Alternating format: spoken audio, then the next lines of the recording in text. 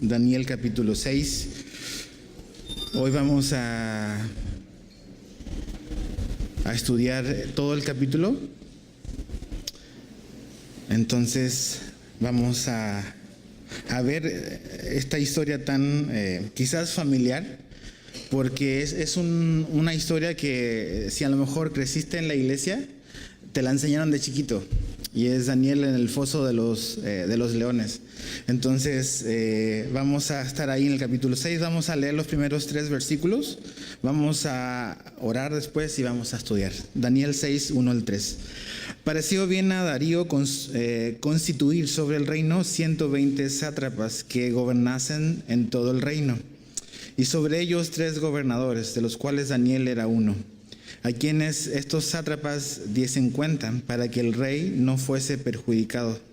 Pero Daniel mismo era superior a estos sátrapas y gobernadores, porque había en él un espíritu superior, y el rey pensó en ponerlo sobre todo el reino. Entonces, Señor, te pedimos hoy que puedas hablarnos por medio de tu palabra, que podamos acallar, Señor, todas las distracciones en nuestra mente, Señor, a nuestro alrededor, y que podamos tener oídos prestos para escuchar tu voz a través de lo que aquí está escrito. Te lo pedimos en el nombre de Jesús. Amén. El capítulo 6 marca una transición en el libro, porque si se recuerdan en los capítulos anteriores, Nabucodonosor había tenido esta visión, este sueño, donde veía esta imagen que estaba compuesta de diferentes partes, diferentes metales, y donde él era representado por esta cabeza de oro. Después venía la parte de plata, y es precisamente donde la transición está ocurriendo. Babilonia, para sorpresa de muchos y probablemente para sorpresa de Nabucodonosor, pasa, ¿no? Y la voluntad y los propósitos de Dios y sus planes se cumplen. Y llega otro rey, llega otro reino, que son los medo-persas, que continúan y toman lo que es Babilonia, no solamente Babilonia, sino que muchos lugares, pero anexan Babilonia, y Babilonia pasa a ser parte de lo que es el imperio medo-persa.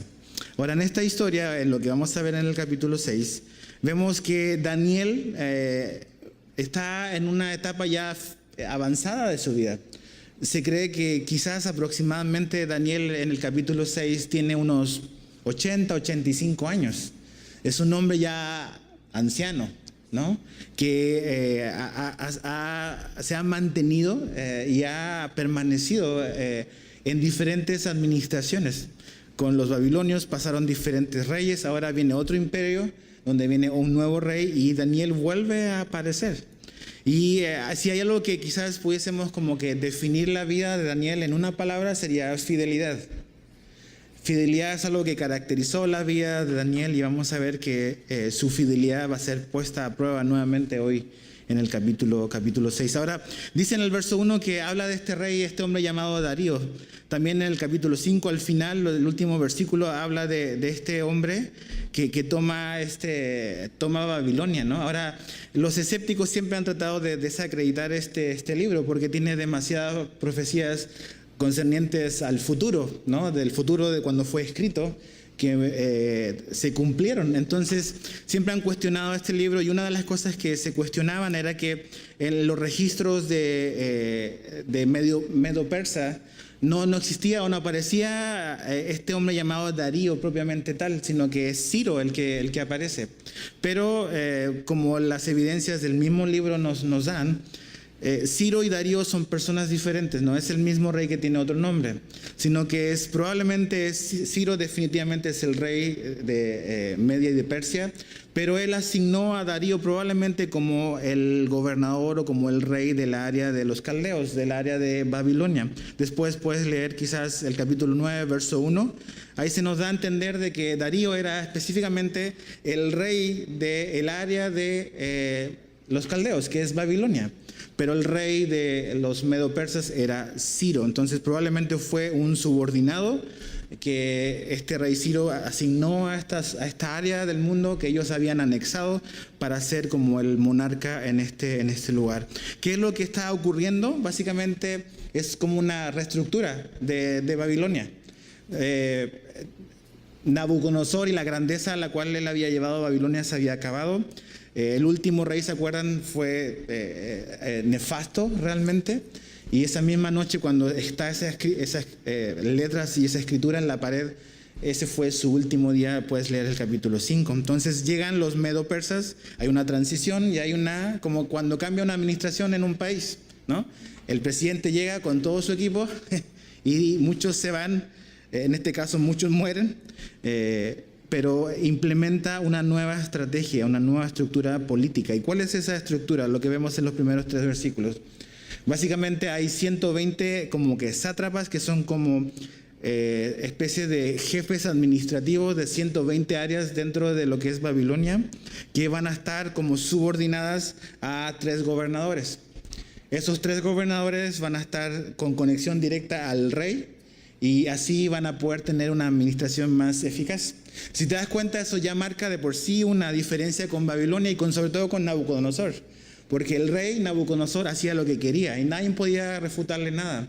Los medo-persas eran diferentes, tenían muchas leyes y cumplían las leyes. Entonces, una manera diferente de estructurar el gobierno. E interesantemente, aparece Daniel.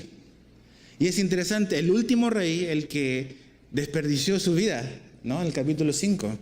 También que desperdició a Daniel porque lo llama al final, ¿no? Desaprovechó a Daniel, ¿no? Daniel seguía estando vigente. Pero aquí vemos que Darío y los medo-persas aprovechan a este hombre, a Daniel, teniendo ya 80, 85 años. Y ¿sabes qué? Esto es interesante porque muchas veces la gente mayor a veces piensa que llega a una cierta edad y ya no es útil y que no tiene un propósito. Claro que lo tienes. Vivimos en una cultura donde a veces se idolatra a la juventud. Y, para obtener quizás ciertas cosas te piden cierta edad. Pero realmente la Biblia nos muestra que en los años está la sabiduría, ¿no? Y aquí Daniel, siendo un hombre ya mayor, es llamado y es aprovechado por Darío para ocupar un puesto de gobernador. Y de hecho, muchos creen que realmente Daniel, de esos 3 gobernadores, era el más importante. Era como el que tenía mayor peso. Ahora, fíjate en el verso 3, dice, pero Daniel mismo era superior a estos sátrapas y gobernadores, o sea, superior a todos los que había, porque había en él un espíritu superior y el rey pensó en ponerlo sobre todo el reino, ¿ok? Entonces, imagínate este hombre que por diferentes administraciones ha estado involucrado en el ambiente político de su tiempo. Hoy en día a veces escuchamos que cristianos quieren involucrarse en el mundo político, ¿ok? A veces tristemente hay pastores que se involucran en eso. Creo que la Biblia nos prohíbe a los pastores involucrarnos en cosas políticas, pero no a los cristianos, a un congregante normal. Ahora, es interesante que Daniel, a pesar de las diferentes administraciones a través de las cuales él pasó, él fue un hombre intachable, ¿no? Intachable, que no participó y no tuvo ninguna cosa de la cual lo pudiesen como que acusar. Y hay tres cosas que realmente como que destacan a Daniel y por qué Daniel es útil para Darío. Lo primero que dice es que él tiene un espíritu superior. Esa es la razón. Hay algo diferente en Daniel, ¿no? Diferente a cualquier otro hombre nuevo, joven que ha aparecido, o incluso gente que ya ha pasado. Daniel es diferente, él tiene un espíritu superior. Y eso quiere decir de que él tiene una actitud diferente, ¿no? Tiene una actitud diferente. Y sabes que esto nos habla de cuál debe ser nuestra actitud también en el mundo laboral, ¿ok? O sea, creo que la Biblia tiene muchísimos ejemplos de cómo tú y yo debiésemos de vivir nuestra fe, vivir el evangelio en el mundo laboral. Y finalmente Daniel, al ser llamado, él es llamado porque finalmente Daniel tiene un testimonio. La gente lo conocía y seguramente Darío había escuchado su testimonio de lo que Daniel había hecho en el pasado. Cuando el rey del capítulo 5 manda llamar a Daniel es por lo mismo, porque Daniel tenía un testimonio. Y algo importante en la vida de Daniel es que había sido fiel en cualquier situación, en cualquier circunstancia. Fidelidad. No importando el rey que estuviera o la autoridad que estuviera, Daniel tenía un buen testimonio laboral. Y tú y yo debemos de tener un buen testimonio laboral. O sea, que nuestra fe también permee esas cosas de nuestra vida. Finalmente, o sea, después de tu casa, es el lugar donde más tiempo pasas, seguramente. A veces pasas más tiempo en tu trabajo que en tu casa. Pero es un lugar donde es una buenísima plataforma para poder como que ser un testimonio del Evangelio y de Jesús. Entonces Daniel tenía un buen testimonio. ¿Por qué? Porque él fue fiel a Dios donde estaba. No importa quién era el rey, Daniel fue fiel a Dios y fue fiel a su autoridad, a la gente que lo puso ahí. Y sabes que la Biblia nos dice de que tú y yo debemos de hacer todas las cosas como para Dios, como para el Señor. En el contexto del mundo laboral, en tu trabajo, Dios te ha llamado a ser fiel, a hacer las cosas que se te piden hacer legales. Lo ilegal no, pero las cosas que a lo mejor son parte de tu responsabilidad, Dios nos llama a poder hacerlas como para Él. Mira, vamos a lo que Pablo nos dice en la carta a los Efesios. Efesios capítulo 6. Efesios en el Nuevo Testamento. Está Gálatas, está Efesios después. Efesios capítulo 6, versos 5 al 8. Efesios 6, 5 al 8 dice: siervos, que en nuestra aplicación sería pues los trabajadores. Siervos, obedeced a vuestros amos terrenales con temor y temblor, con sencillez en vuestro corazón. ¿Como a quién dice ahí? Como a Cristo. No sirviendo al ojo, o sea, no porque tu jefe te ve, o sea, no es que cuando tu jefe te está mirando estás chambeando y cuando tu jefe no está, haces lo que quieres. No, dicen no sirviendo al ojo, sino que sirviendo al Señor. Como a los que quieren agradar a los hombres, sino como siervos de Cristo. O sea, en tu trabajo estás sirviendo a Jesús. A veces la gente dice, quiero servir al Señor de tiempo completo. Y a veces no entiendo qué quiere decir eso. O sea, en tu trabajo estás sirviendo a Jesús de tiempo completo. Porque sirves a Jesús en tu trabajo, sirves a Jesús aquí, sirves a Jesús en tu familia. Entonces, en tu trabajo sirves a Cristo. De corazón, haciendo la voluntad de Dios, sirviendo de buena voluntad. Eso habla de la actitud con la que tenemos para trabajar. O sea, el que tú pienses de que lo estás haciendo para Jesús, eso debiese de cambiar tu actitud para trabajar. Dice, no sirviendo al ojo, perdón, verso 7, sirviendo de buena voluntad como al Señor y no a los hombres, sabiendo que el bien que cada uno hiciere, ese recibirá del Señor, sea siervo o sea libre. Acompáñame a Colosenses. Sigue avanzando, un par de libros después. Colosenses capítulo 3. Pablo otra vez hablando después de cómo el Evangelio se traduce en la vida práctica. En Colosenses 3, verso 22, nos habla otra vez de lo mismo. Siervos, obedeced en todo a vuestros amos terrenales. No dicen algunas cosas, en todo lo bueno, obviamente. No sirviendo al ojo, como los que quieren agradar a los hombres, sino con corazón sincero, temiendo a Dios. Y todo lo que hagáis, hacedlo de corazón como para el Señor y no para los hombres, sabiendo que del Señor recibiréis la recompensa de la herencia, porque a Cristo el Señor servís. Mas el que hace injusticia, ¿en qué contexto está hablando de la injusticia? Laboral. El que hace la injusticia recibirá la injusticia que hiciere, porque no hay acepción de personas. Entonces Dios nos ha llamado a ti y a mí, en el mundo laboral, a glorificar a Jesús haciendo lo mejor que puedas. No quizás en siendo el mejor, porque probablemente va a haber gente que lo hace mejor que tú, pero en haciendo lo mejor que tú puedes hacer. Eso es diferente. Y sobre todo recordando esto, que finalmente Jesús es tu patrón. Entonces, a veces es como que un poco como contradictorio cuando a veces vemos que cristianos andan brincando de aquí para allá en un montón de trabajos, ¿no? Ninguno le gusta. Y eso me indica algo, que en el fondo no entienden que el trabajo donde vayan su patrón es el mismo, y es Jesús. ¿no? Entonces, si vas aquí o vas a X empresa, donde vayas, tu patrón superior siempre va a ser el mismo, se llama Jesús.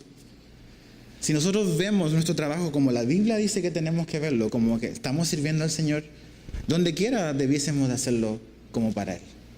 Porque para Él lo estamos haciendo. Entonces, Daniel es un buenísimo ejemplo de, a pesar de quién estaba arriba, a pesar de que los que estaban arriba cambiaron, él siempre fue fiel en su trabajo. Siempre lo hizo como para Dios. Ahora, volviendo a Daniel, capítulo 6, verso 4. Entonces los gobernadores y sátrapas buscaban ocasión para acusar a Daniel en lo relacionado al reino, mas no podían hallar ocasión alguna o falta, porque él era fiel, y ningún vicio ni falta fue hallado en él.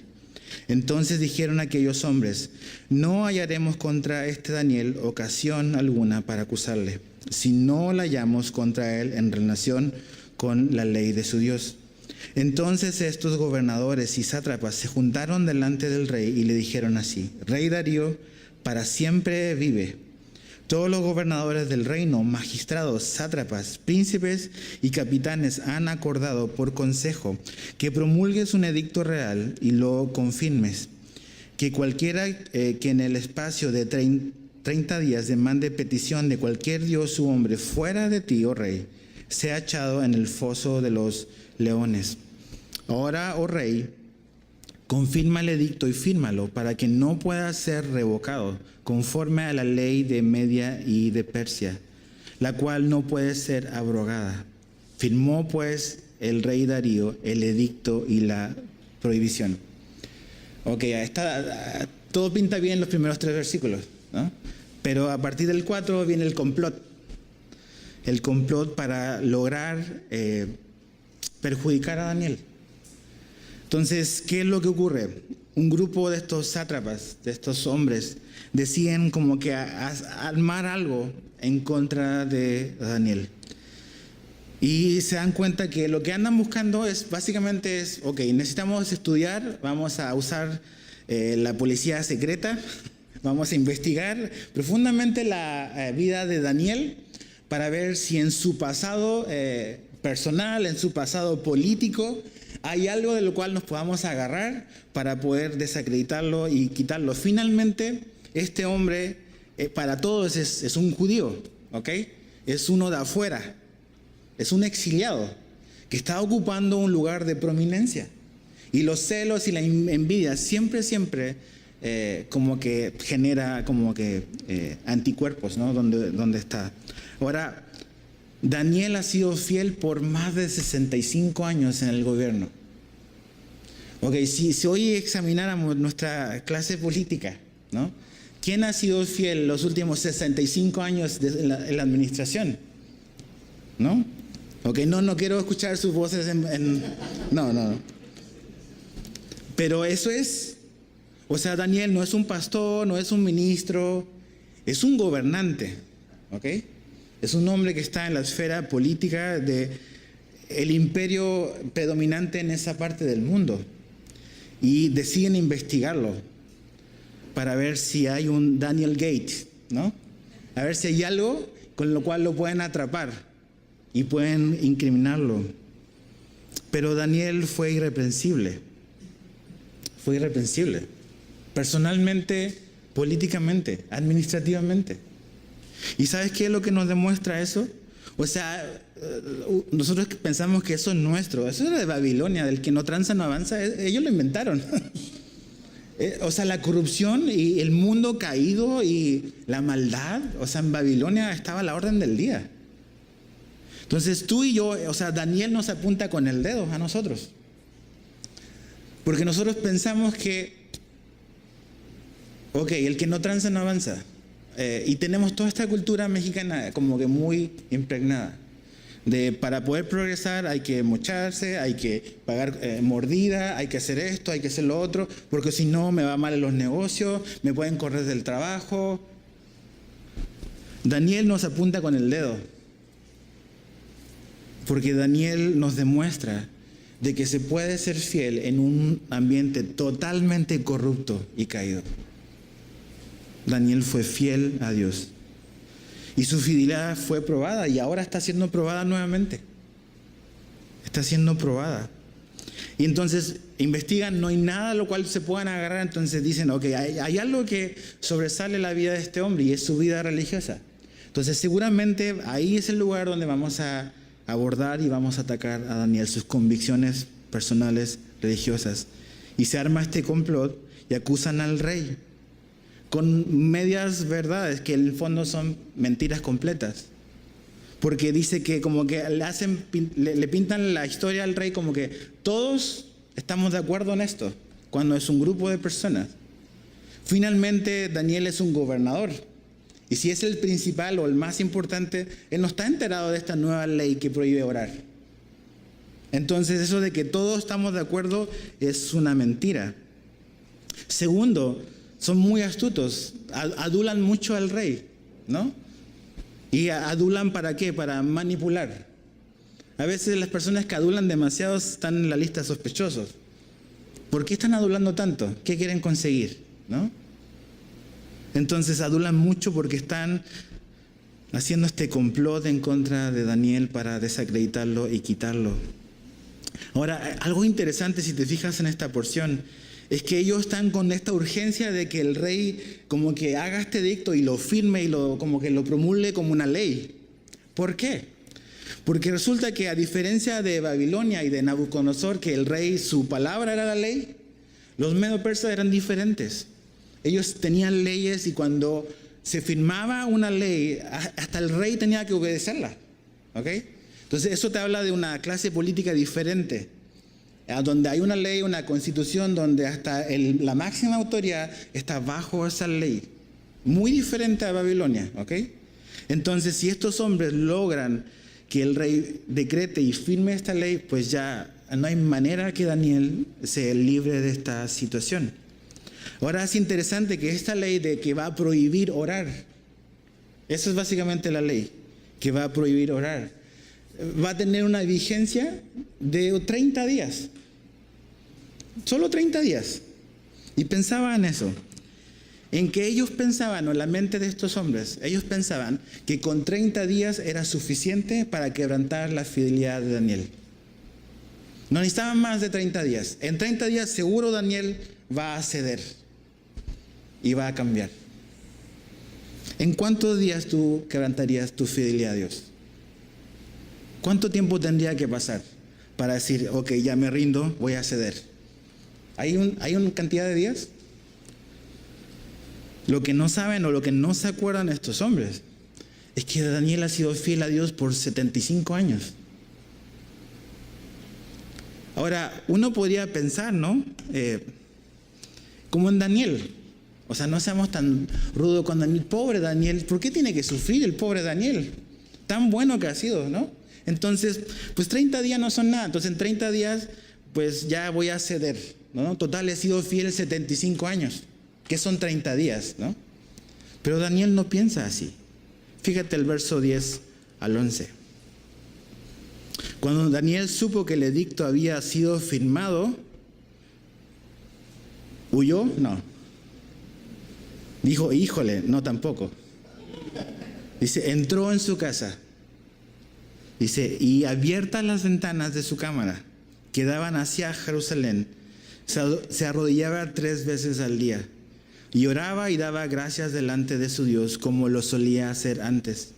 Entonces se juntaron aquellos hombres y hallaron a Daniel orando y rogando en presencia de su Dios. Es interesante ver lo que uno hace en momentos de crisis, ¿no? Lo primero que uno hace, ¿qué es lo primero que haces cuando viene una crisis? Pues, no sé, buscar ayuda, o sea, tratar de resolverlo yo. Eso es lo primero que yo quiero hacer yo, ¿no? ¿Cómo puedo arreglar esto? Yo. Cuando ya no funciona es, ¿quién más me puede ayudar? Y cuando el otro falla, ya voy a orar, ¿no? A veces somos así. Pero Daniel lo primero que hace es ora. Pero no, esto no es una oración ocasional. No es como que el salvavidas, ¿no? Así como que Daniel dice, bueno, ni modo, ya no me queda más que orar. Él oraba constantemente. Pero algo que vemos en la reacción de Daniel es que este edicto del rey no modificó su disciplina. ¿Ok? ¿Y cuál era su disciplina? Y me gusta usar esa palabra. Es que él oraba 3 veces al día. Entonces eso me habla de que la oración también es una disciplina en nuestra vida. Es una costumbre que debemos de adquirir y debemos de trabajar y esforzarnos. Este edicto no modificó su disciplina en lo absoluto. Tampoco este edicto modificó su gratitud, porque fíjate lo que dice en el verso 10, al final del verso 10, dice, lloraba y daba gracias delante de su Dios como lo solía hacer antes. ¿Tú podrías dar gracias a Dios en una situación así o no? O sea, a veces cuando vienen las dificultades y vienen las pruebas en nuestra vida, ¿cuántos de nosotros, si somos sinceros, y no levantes tu mano, decimos, gracias Señor por esta gran dificultad que me has enviado? Es, ¿por qué, Señor? Pobre de mí, ¿otra vez? ¿No que soy tu hijo favorito? Pero aquí Daniel dice que daba gracias a Dios. Hay muchísimas razones para las cuales dar gracias a Dios. Mira, los medo-persas quizás podían quitarle su trabajo a Daniel. Quizás incluso le podían quitar su vida. Pero no le iban a quitar a Daniel el privilegio de hablar con Dios. Eso nadie te lo puede quitar. Absolutamente nadie. Eso tú lo puedes dejar. O yo lo puedo dejar. Eso es diferente. Pero el edicto de este rey no modificó la gratitud de Daniel. Pero tampoco modificó su confianza. Porque dice que oraba y también como rogaba. Cuando dice en el verso 11, entonces se juntaron aquellos hombres y hallaron a Daniel orando y rogando en presencia de su Dios. El edicto no modificó su confianza. ¿Y qué quiero decir con eso? Daniel estaba orando y dando gracias, pero también estaba rogando. Eso quiere decir de que Daniel estaba confiando en Dios. Él no dijo, yo soy el segundo hombre, entonces voy a mover mis influencias para hacer que el rey cambie su perspectiva, o que, no sé, voy a usar mi poder político, mis conectes, para como que tratar de zafarme de esta situación. O voy a hacer un viaje diplomático lejos durante un mes, entonces en otro país puedo orar. No hace eso. Daniel entró a su casa, abrió las ventanas, ¿ok? Se expuso para que lo vean.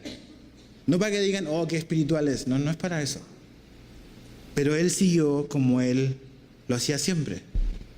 Entonces ves que Daniel era un hombre de oración. Y ves en la Biblia como un común denominador en hombres y mujeres que Dios ha usado, y ves siempre que ese es un común denominador. Gente que oraba. Y sabes que a todos nosotros, a mí incluido, nos cuesta un mundo orar. O sea, no es casualidad que las reuniones de oración de las iglesias son las menos asistidas. Pero pones una cruzada de milagros y llegan todos. Es la verdad. O un concierto o un evento que no tiene nada de malo, no me confundas. Llega muchísima gente. Pero para hablar con Dios son muy pocos los que se presentan. Una vez alguien dijo, no me recuerdo en este momento quién lo dijo, pero decía, la popularidad de una iglesia se demuestra en la asistencia del día domingo. La popularidad del pastor se demuestra en la asistencia del día miércoles. La popularidad de Jesús se demuestra en la reunión de oración. ¿Quién llega a esa reunión?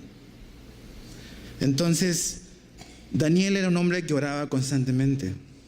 Algo interesante de su oración es que dice que él mirando hacia Jerusalén. ¿Por qué hacían eso? Mira, acompáñame a Primera de Reyes, capítulo 8. Primera de Reyes, capítulo 8, verso 46 al 51. Es cuando el rey Salomón dedica el templo. Él profetiza, podríamos decir, algo que va a ocurrir en el futuro. Fíjate lo que Salomón, el hijo de David, escribe y dice. Primera de Reyes 8, verso 46 al 51. Dice así: si pecaren contra ti, porque no hay hombre que no peque, es bueno recordar eso, y estuvieres airado contra ellos y los entregares delante del enemigo para que los cautive y lleve a tierra enemiga, sea lejos o cerca, y ellos vivieren en sí en la tierra donde fueren cautivos, si se convirtieren y oraren a ti en la tierra de los que los cautivaron y dijeren: pecamos, hemos hecho lo malo, hemos cometido impiedad, y se convirtieren a ti de todo su corazón y de toda su alma en la tierra de sus enemigos que los hubieren llevado cautivos, y oraren a ti con el rostro hacia su tierra que tú diste a sus padres, y hacia la ciudad que tú elegiste y la casa que yo he edificado a tu nombre, tú oirás en los cielos, en el lugar de tu morada, su oración y su súplica, y les harás justicia. Y perdonarás a tu pueblo porque había pecado contra ti, y todas sus infracciones con que se hayan rebelado contra ti, y harás que tengan de ellos misericordia los que los hubiesen llevado cautivos, porque ellos son tu pueblo y tu heredad, la cual tú sacaste de Egipto, de en medio del horno de hierro. Daniel no solamente es un hombre de oración, es un hombre de la Biblia. Y él está orando conforme a la promesa que Salomón escribió muchísimos años antes. Y está orando hacia allá. ¿Por qué orando hacia allá? Porque el templo es el lugar en el Antiguo Testamento donde estaba la presencia de Dios. Entonces, lo que Daniel está haciendo al orar hacia allá y al mirar y al fijar sus ojos en dirección hacia la ciudad de Jerusalén, está diciendo: mi futuro no está aquí. Mi futuro no es Babilonia. Mi futuro es esa ciudad. ¿Ok? Ahora, eso nos debe de hacer pensar a nosotros. ¿Para qué ciudad vives tú? ¿Para esta o la ciudad celestial? ¿Hacia dónde estás mirando? Estamos aquí en un lugar físico, real, concreto, en la ciudad de Cancún. Pero finalmente la Biblia nos dice que esta ciudad y nuestro paso por aquí es temporal. Entonces, nuestra mirada, aunque está aquí en las cosas que debemos de hacer y ser fieles, finalmente nuestra mirada debe estar puesta en lo eterno. Es lo que Jesús nos dijo, que teníamos que buscar las cosas eternas, las cosas de su reino. Entonces, ¿dónde están puestos tus ojos hoy? ¿Nada más aquí o como Daniel, en tu ciudad celestial? Versos 12 al 18. Dice: fueron luego ante el rey y le hablaron del edicto real. ¿No has confirmado edicto que cualquiera en el espacio de 30 días pida a cualquier dios u hombre fuera de ti, oh rey, sea echado en el foso de los leones? Respondió el rey diciendo: verdad es, conforme a la ley de Media y de Persia, la cual no puede ser abrogada. Entonces respondieron y dijeron delante del rey: Daniel, que es de los hijos de los cautivos de Judá, no te respeta a ti, oh rey, ni acata el edicto que confirmaste, sino que 3 veces al día hace su petición. Cuando el rey oyó el asunto, le pesó en gran manera y resolvió librar a Daniel, y hasta la puesta del sol trabajó para librarle. Imagino como que consultando ahí con su despacho de abogados, ¿no? ¿Cómo podemos cambiar esta ley? Pero aquellos hombres rodearon al rey y le dijeron: sepas, oh rey, que es ley de Media y de Persia, que ningún edicto u ordenanza que el rey confirme puede ser abrogado. Entonces el rey mandó y trajeron a Daniel y le echaron en el foso de los leones. Y el rey dijo a Daniel: el Dios tuyo, a quien tú continuamente sirves, él te libre. Y fue traída una piedra y puesta sobre la puerta del foso, el cual selló el rey con su anillo y con el anillo de sus príncipes, para que el acuerdo acerca de Daniel no se alterase. Luego el rey se fue a su palacio y se acostó ayuno, y instrumentos de música fueron traídos delante de él, y se le fue el sueño. Aquí viene la sentencia. Y básicamente es: el rey está atrapado legalmente. O sea, sus asesores, sus subordinados, básicamente lo amarraron de manos, ¿no? ¿Te das cuenta que hay como que esa conexión entre Darío y Daniel también, otra vez? Como la había con Daniel y Nabucodonosor. O sea, Daniel era un hombre probablemente muy fácil de amar, muy fácil de querer, muy fiel. Entonces el rey se da cuenta y dice, no puede ser, ¿no? O sea, le pesa a Darío ver que este hombre va a tener que morir así. Entonces está atrapado legalmente, trata de zafarse, no puede, y finalmente se tiene que ejecutar la sentencia. Ahora, es interesante lo que lo que el rey le dice. Dice, tu Dios te salve, ¿no? O sea, ¿qué vio el rey en Daniel? Algo vio. Darío seguramente ha escuchado las historias de Daniel, la historia de sus amigos. Tiene cierta noción probablemente, aunque no se nos dice explícitamente. Pero este Darío algo sabía o algo notaba en Daniel de que su Dios tenía la capacidad de librarlo. Y pensaba un poco en esto, en que la vida y el testimonio de Daniel inspiró también a este hombre, a Darío, a tener quizás un poco de fe en el Dios de Israel. ¿Qué inspira nuestra vida a la gente que nos rodea? Somos como algo que adorna, como dice Pablo, la doctrina de Jesucristo. Nuestra vida, nuestro testimonio es algo que inspira a la gente incrédula a quizás a venir a Jesús, a conocer más de Jesús, o nada más como un repelente, que es como un estorbo. La vida y el testimonio de Daniel fue usado como una fuente de inspiración también para este hombre, para este rey, y la sentencia tiene que ser ejecutada. Y es interesante, pero el rey que está libre es el que no puede dormir. No se nos dice si Daniel pudo dormir o no, pero el Espíritu Santo inspira a que esté escrito que es el rey el que tiene insomnio y no Daniel. Ahora, fíjate cómo va concluyendo esta historia, verso 19. El rey pues se levantó muy de mañana y fue apresuradamente al foso de los leones, y acercándose al foso llamó a voces a Daniel con voz triste. O sea, yo creo que este hombre nada más fue para cumplir con el protocolo. Y le dijo, Daniel, siervo del Dios viviente. ¿Te das cuenta? ¿Cómo era conocido Daniel? Un siervo de Dios.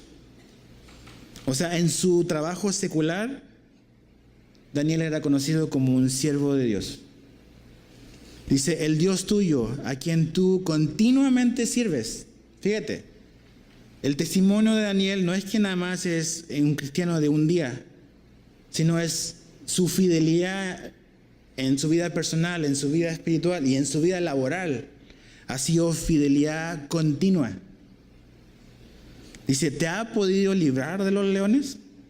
Así como que silencio, ¿no? Así, ¿quién va a responder? Entonces Daniel respondió al rey, oh rey, vive para siempre. Mi Dios envió a su ángel, el cual cerró la boca de los leones para que no me hiciesen daño, porque ante él fui hallado inocente. Y aún delante de ti, oh rey, yo no he hecho nada malo. Entonces se alegró el rey en gran manera a causa de él y mandó sacar a Daniel del foso. Y fue Daniel sacado del foso y ninguna lesión se halló en él, porque había confiado en su Dios.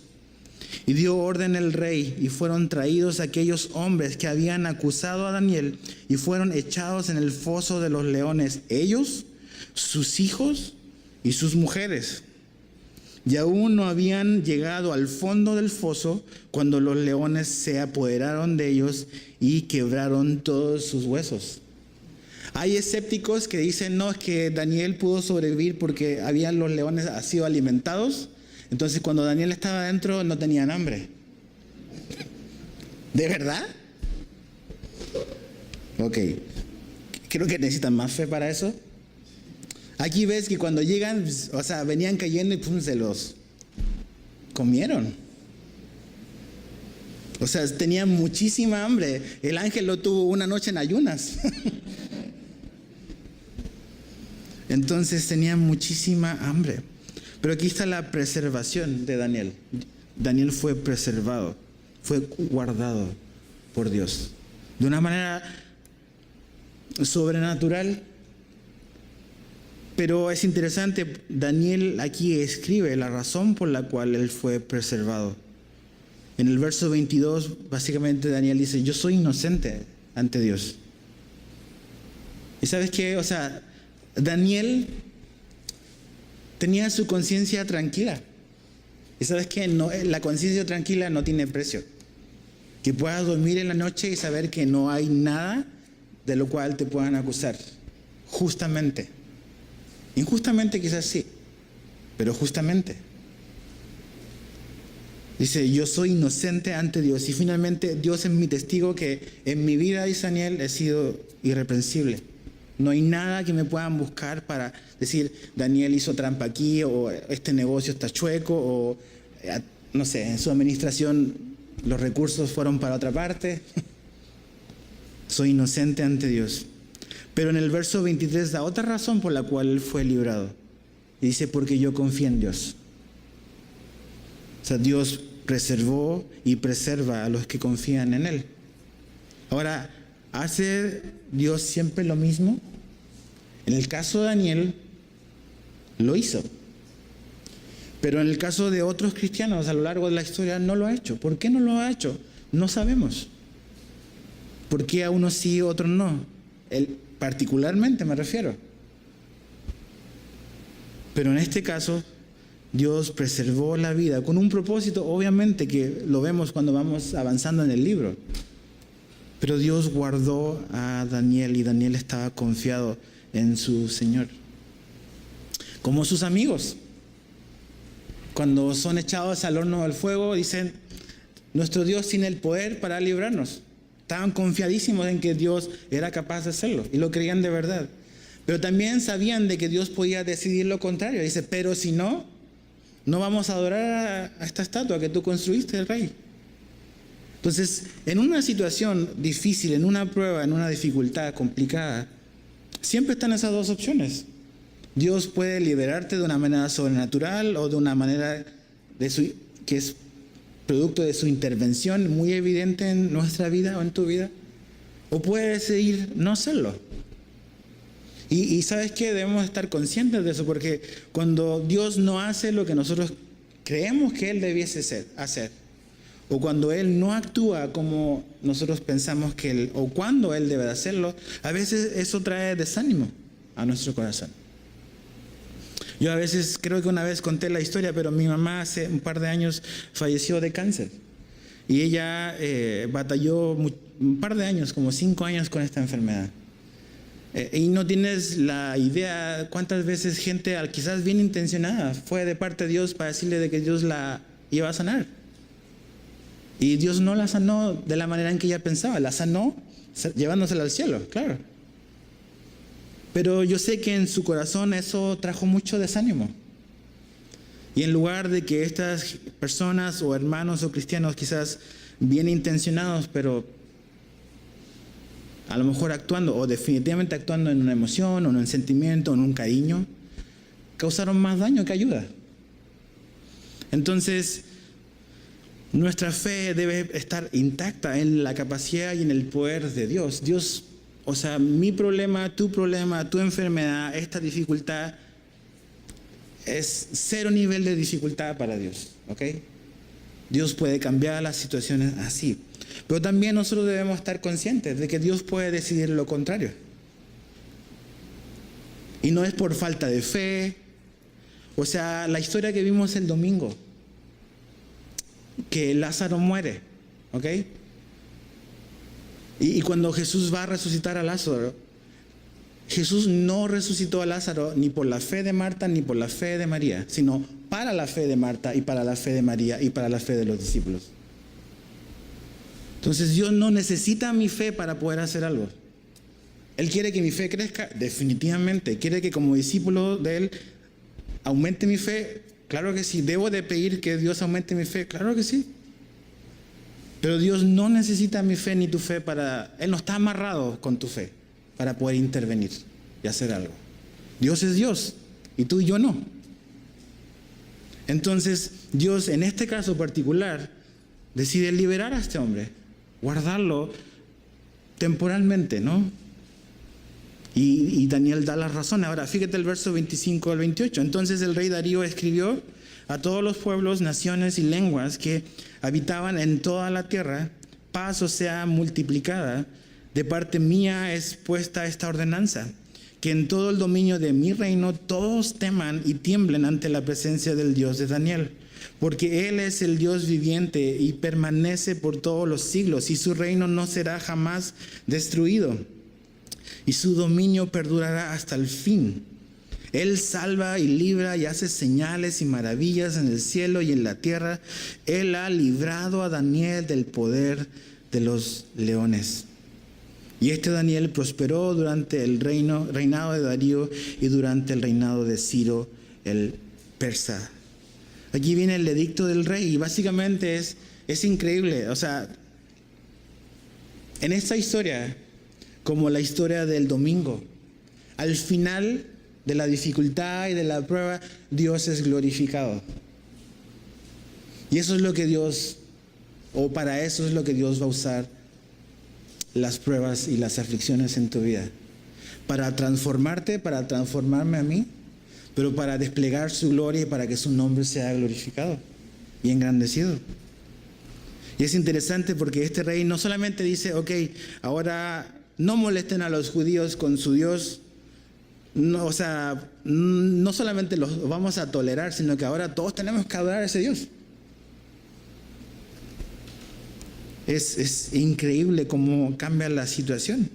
Ahora imagínate, esto es en Babilonia, ¿ok?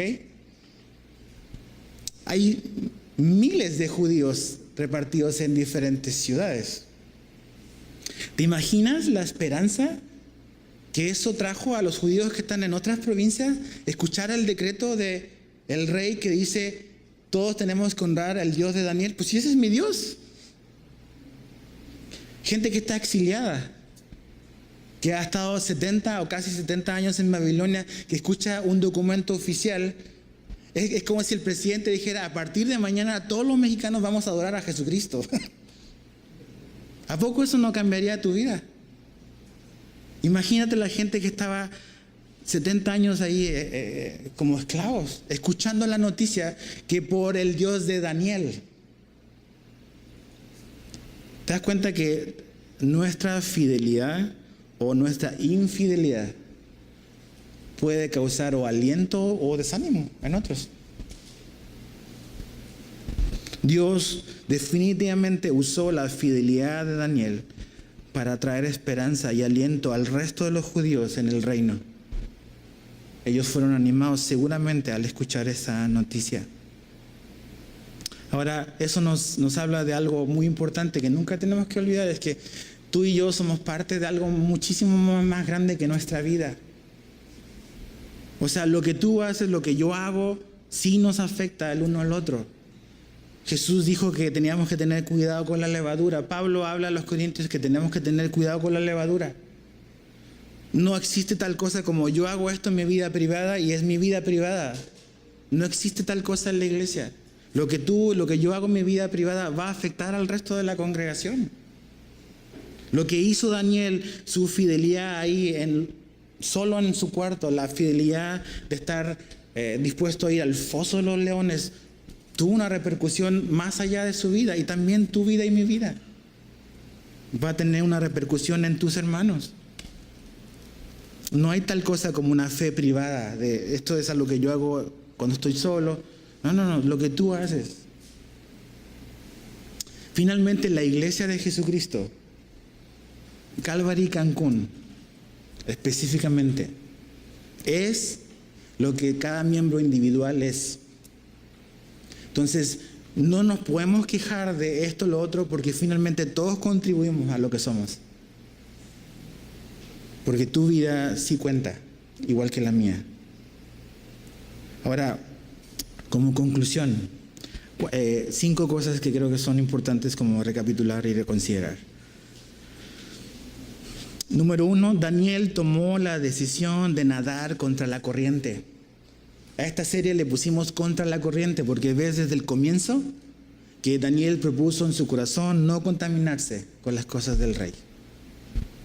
Entonces estamos en este mundo y como Daniel tenemos que tomar una decisión. ¿Y cuál fue la decisión que tomó Daniel? Hay un solo Dios y ese único y verdadero Dios merece ser adorado, incluso si el rey dice lo contrario. Número 2, todo el que quiera vivir piadosamente enfrentará algún tipo de persecución. O sea, ves a Daniel que es intachable, podríamos decir, es casi perfecto. No es que sea un hombre que no ha cometido pecado, pero en su vida es irreprensible. A pesar de tener una vida intachable, no por un día, no por un año, por muchísimos años está siendo perseguido. Y esa es una verdad que la Biblia nos habla. Los justos van a ser perseguidos. No vayas ahí, yo te lo leo rápidamente, anota quizás la cita. 2 Timoteo 3, 12 y 13. 2 Timoteo 3, 12 y 13 dice: y también todos los que quieren vivir piadosamente en Cristo Jesús padecerán persecución. Bienvenido a la familia, hermano. Mas los malos hombres y los engañadores irán de mal en peor, engañando y siendo engañados. Juan 16:33 son palabras de Jesús. Juan 16:33. Estas cosas os he hablado para que en mí tengáis paz. En el mundo tendréis aflicción, pero confiad, yo he vencido al mundo. Si eres de los cristianos que le gusta en su Biblia anotar las promesas de Dios, tienes que anotar también esa. También es una promesa que vas a sufrir persecución, vas a tener aflicción. Yo también, todos. Número 3, un día Dios va a hacer justicia. Un día Dios hará justicia. Romanos 12, verso 19 al 20. Romanos 12, 19 al 20 dice: no os venguéis vosotros mismos, amados míos, sino dejad lugar a la ira de Dios. Porque escrito está: mía es la venganza y yo pagaré, dice el Señor. Así que si tu enemigo tuviere hambre, dale de comer. Si tuviere sed, dale de beber. Pues haciendo esto, ascuas de fuego amontonarás sobre su cabeza. La Biblia me llama a mí y a ti como creyente a no tomar venganza. Hay cosas injustas en este mundo, definitivamente. Hace poco posteaba ahí en mi muro del Facebook un artículo que sacó el Excelsior, hace como semana y media, donde habla de la persecución de los cristianos en un periódico de distribución nacional, que es el grupo más perseguido, los cristianos. No son los musulmanes, no son los budistas, son los creyentes. Dices, cuando ves, como hace poco, ¿no? Se me fue ahorita el país donde atentaron contra iglesias. ¿Alguien se acuerda de la noticia? Hace como una semana o 2 semanas. Pusieron bombas. ¿Dónde? Sri Lanka, exactamente. Los cristianos son perseguidos. El nombre de Cristo es una ofensa para muchos. Pero Jesús nos dice, y la Biblia nos dice, que no es nuestra responsabilidad, sea cualquier tipo de persecución. En este país todavía no somos perseguidos por nuestra fe en general. Quizás hay puntos específicos dentro de México, como Oaxaca o ciertas zonas de Oaxaca, Chiapas, pero en general todavía gozamos de libertad. Pero a lo mejor en tu trabajo sí vas a ser perseguido, porque no eres el que hace tranza o el que hace las cosas como se debe hacer, o el que, no sé, tú sabes de qué estoy hablando. Entonces te van a etiquetar, ese es el aleluya, amén, amén. Entonces, ese no hace esto, y te van a tentar, y te van a probar, te van a estar echando el ojo. Y a veces vas a pasar por injusticias. Pero la pregunta es, ¿cuál es mi precio? ¿Cuántos días estás dispuesto a aguantar el ser fiel a Dios? Me corren del trabajo, ¿ok? ¿Jesús no vale la pena eso? No sé, es tu decisión, mi decisión. Descansamos en que Jesús va a hacer justicia un día. Número 4, mis buenas obras sirven para glorificar a Dios. Mis buenas obras sirven para glorificar a Dios. Mateo 5, 15 al 16, Jesús dice: ni se enciende una luz y se pone debajo de un almud, sino sobre el candelero, y alumbra a todos los que están en casa. Así alumbre vuestra luz delante de los hombres, para que vean vuestras buenas obras y glorifiquen a vuestro Padre que está en los cielos. Darío vio las buenas obras de Daniel, ¿y qué hizo? Glorificó a Dios.